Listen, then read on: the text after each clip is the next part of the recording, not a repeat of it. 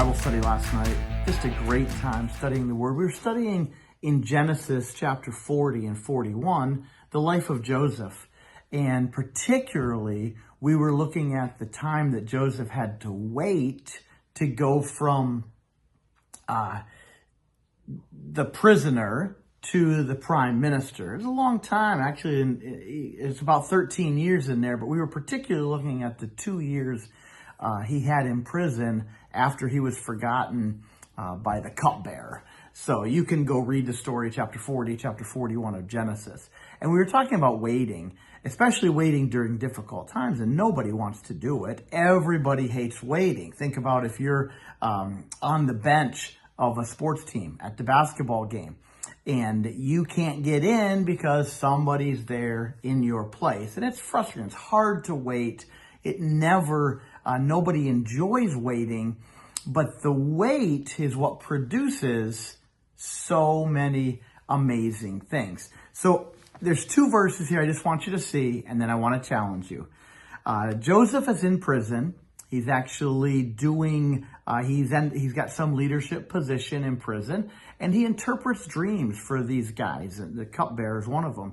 And the cupbearer has a very favorable result and goes back to the king. But it says in verse 23, the chief cupbearer, however, did not remember Joseph. He forgot him. Isn't that nice?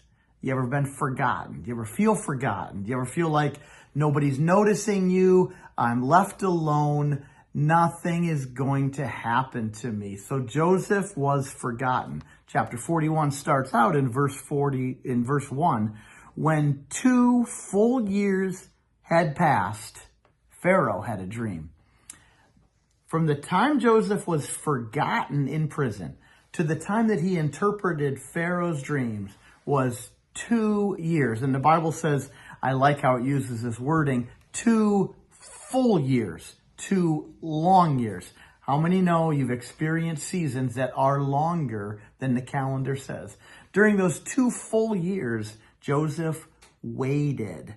And he believed God was had good things for him. He had a vision. He had a literal dream that he was waiting for, but nothing good was happening now. He was forgotten in the middle.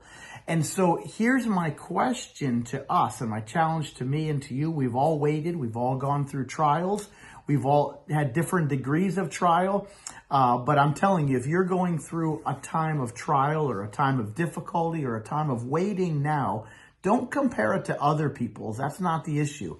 Worry about your trial and what are you doing? Somebody said, I picture Joseph in prison during those 2 long years, looking out the window of the prison cell, wondering when somebody's going to remember him. So here's the question. What do you do when you've been forgotten, when you're in the waiting and you're staring out the window, wishing you were someplace else? That's what will determine if you become just somebody who gets out of jail or somebody who becomes prime minister of the nation.